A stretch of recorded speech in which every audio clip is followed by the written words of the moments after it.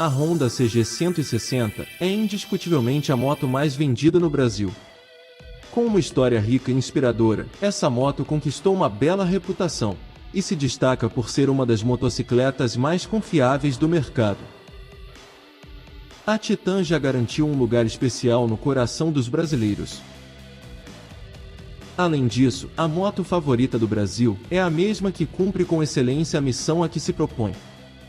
Levar seu dono muito longe com um tanque cheio não parece uma tarefa complicada para essa moto. Tudo começou em setembro de 1994, quando a Honda decidiu lançar uma atualização em uma de suas motos. O anúncio do seu novo modelo de 125 cilindradas marcou o início de uma história de sucesso que dura até os dias de hoje. A primeira moto portadora do nome Titan deu as caras assim: quadradinha e estilosa. Era padrão daquela época. Embora muita gente não goste dela, o fato é que muitas pessoas começaram suas histórias no mundo das duas rodas pilotando uma Titan. Seja pelo fato da economia extrema de combustível, ou pela facilidade de condução. O nome Titan sempre foi visto como a escolha mais satisfatória e vantajosa entre as outras opções. E ela se tornou muito respeitada, além de acumular uma verdadeira legião de fãs. E nesse vídeo você vai entender o porquê muitos consideram essa moto como um verdadeiro tanque de guerra sobre duas rodas. Mas apesar do sucesso estrondoso que o nome Titan trouxe para toda a linha CG, há uma polêmica envolvendo a sua geração mais atual. A moto, que desde seu primeiro modelo sempre foi destaque por ser confiável, tem sofrido uma chuva de críticas em relação à qualidade e durabilidade de seu motor.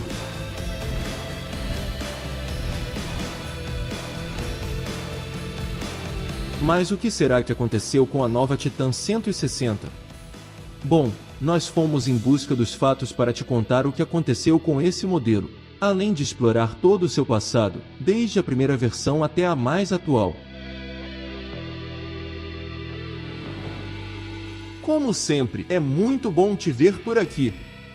Depois da vinheta, eu vou te contar toda a história e a evolução da Honda Titan.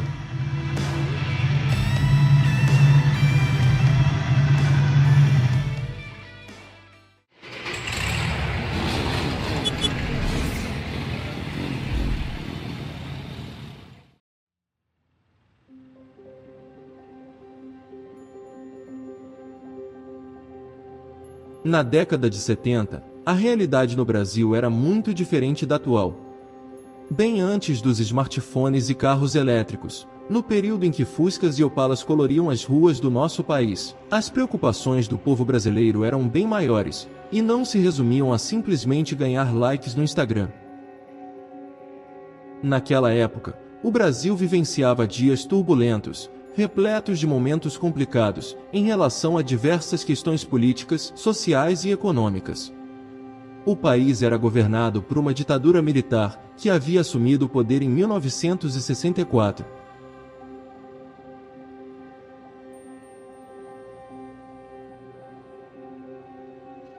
Costuma-se dizer que as ideias mais belas surgem nos tempos mais difíceis. A Honda começou a atuar no Brasil em 26 de outubro de 1971. E embora a marca já tivesse alguns modelos de motos circulando no país, elas eram cuidadosamente elaboradas e concebidas lá no Japão. As motos eram encaixotadas e transportadas de navio, e desembarcavam em São Paulo, onde por fim eram comercializadas. Mas tudo mudou, em meados de 1975, quando o governo decidiu pôr um fim na importação de veículos automotores. A Honda, assim como outras montadoras estrangeiras, se viu diante de um grande desafio: desistir do mercado brasileiro ou investir na produção local. Soichiro estava determinado, e não hesitou em escolher a segunda opção, mesmo sabendo dos obstáculos que teria que enfrentar. Ele acreditava que a produção local seria a chave para o sucesso de sua marca aqui no Brasil. E assim, a Honda decidiu trazer sua fábrica para a selva amazônica, na Zona Franca de Manaus, onde iniciou a produção de motos em território nacional.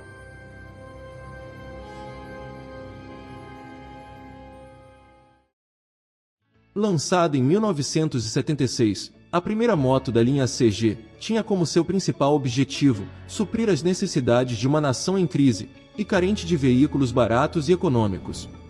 Um motorzinho guerreiro de apenas 125 cilindradas era o grande trunfo da CG. Barata e econômica, ela inaugurou a linha de produção em Manaus e se tornou um grande sucesso.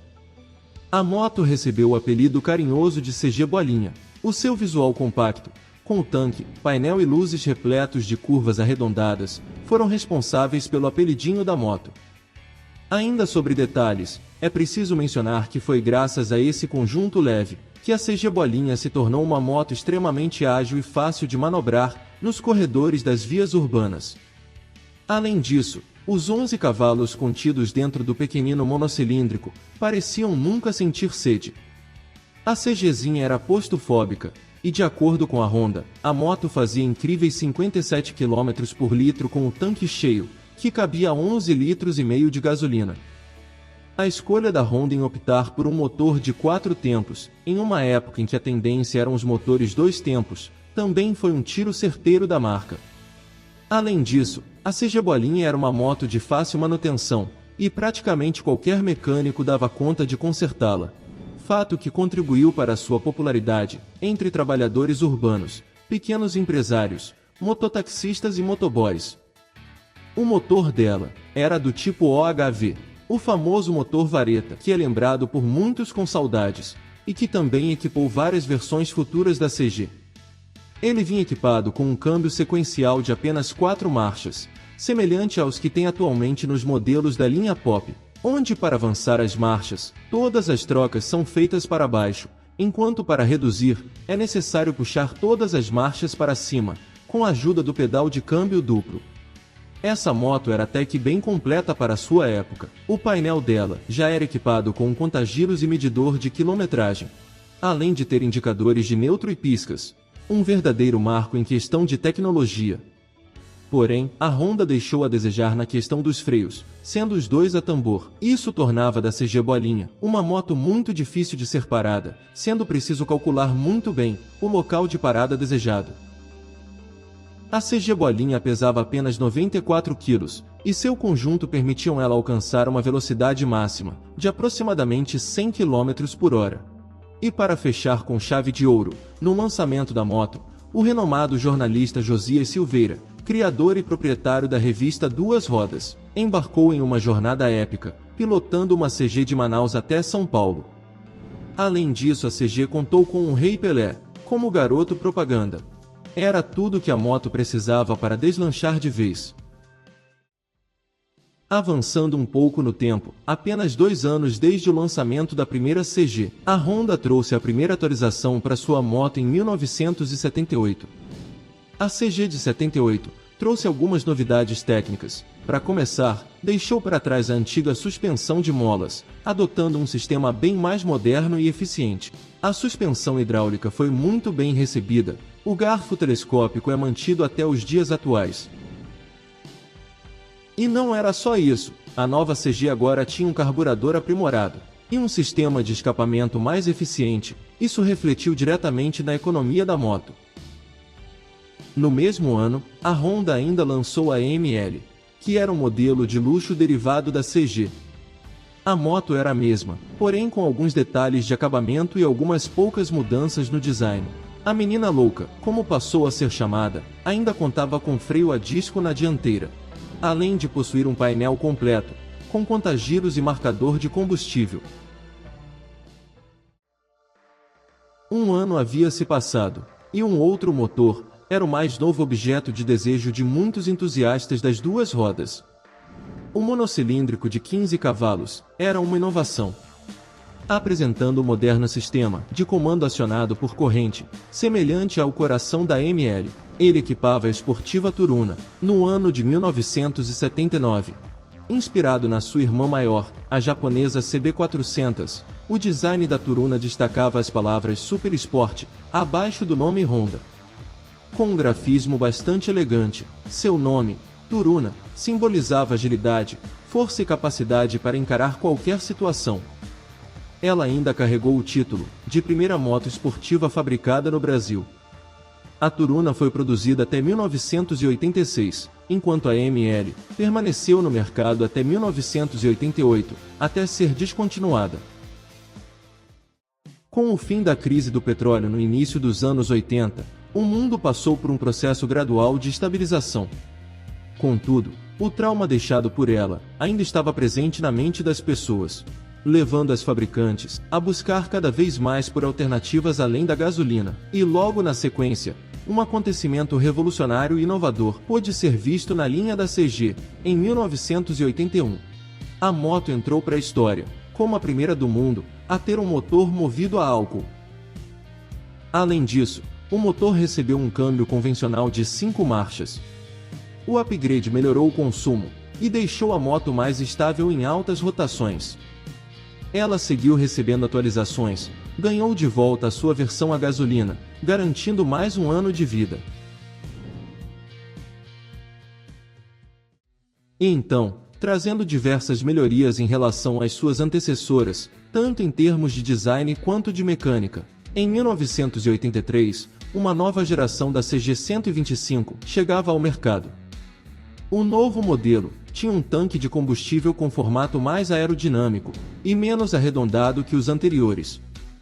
Além disso, teve a capacidade ampliada para 12 litros.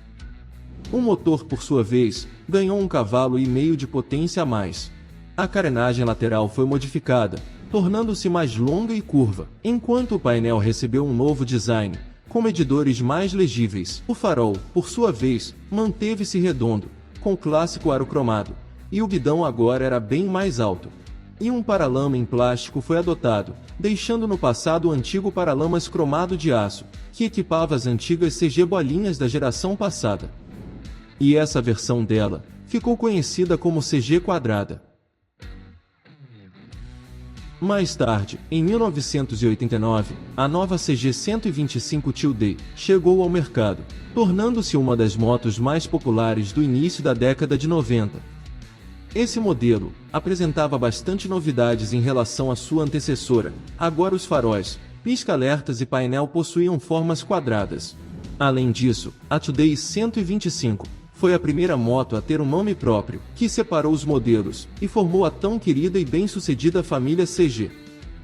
No mesmo ano, a Honda também atualizou a Honda Cargo, usando a mesma base da Tilde. A Cargo havia sido lançada em 1988, um ano antes, e era destinada a trabalhos de entregas. Sendo assim, a moto contava com um banco para apenas o piloto, e tinha seu quadro reforçado para suportar até 20 kg.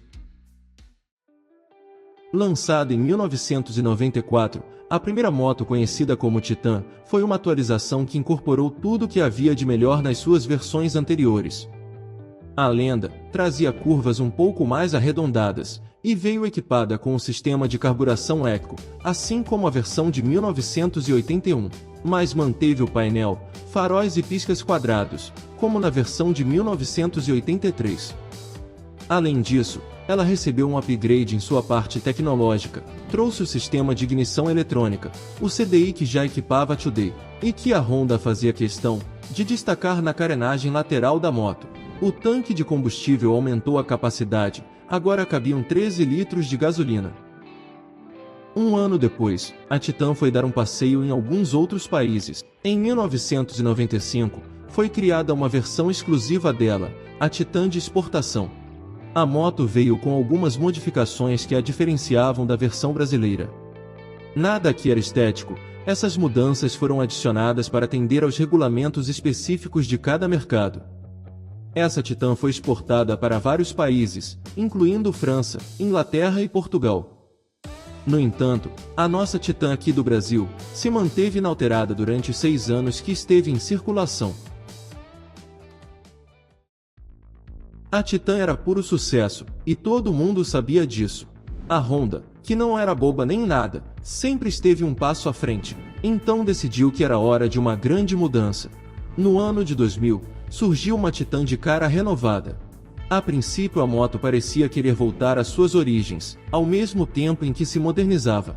Deixou para trás o quadro tubular, e passou a ter sua estrutura montada num chassi novinho, feito de aço estampado. Essa foi uma escolha inteligente da Honda, que com isso, ganhou uma diminuição expressiva no tempo de produção da Titan. E para se atualizar para a nova geração, era preciso bem mais que um novo grafismo e pintura. A nova Titan teve tudo redesenhado, desde seu paralamas dianteiro até sua lanterna traseira, passaram a ter curvas mais modernas e circulares. O clássico farol redondo não poderia deixar de ser lembrado. O painel da moto também era redondo, entrando em uma completa harmonia com o resto do conjunto, que formavam a Titan 125 de 2000. Na carenagem lateral, o nome Honda em alto relevo era propositalmente inclinado, na direção da rabeta, que agora destacava os dois modelos diferentes da Titan, que eram a KS e ES. A Titan dessa geração chegou com uma paleta de cores incríveis, que incluíam o vibrante vermelho Ipiranga, o elegante cinza tornado metálico, além do profundo azul noturno, e uma das mais clássicas, o verde marajó metálico. No ano de 2003, quando a Titan atingiu o incrível número de 5 milhões de unidades produzidas, uma versão única foi lançada. A moto veio no modelo topo de linha da época e tinha cor dourada. Esse modelo único e exclusivo da Titan está atualmente em Indaiatuba, do estado de São Paulo, em um museu da Honda. Em 2004, aconteceu algo revolucionário com essa moto. Mas esse nem é o começo do iceberg que é a história da Titan, e a sua maior polêmica só aconteceu bem mais tarde.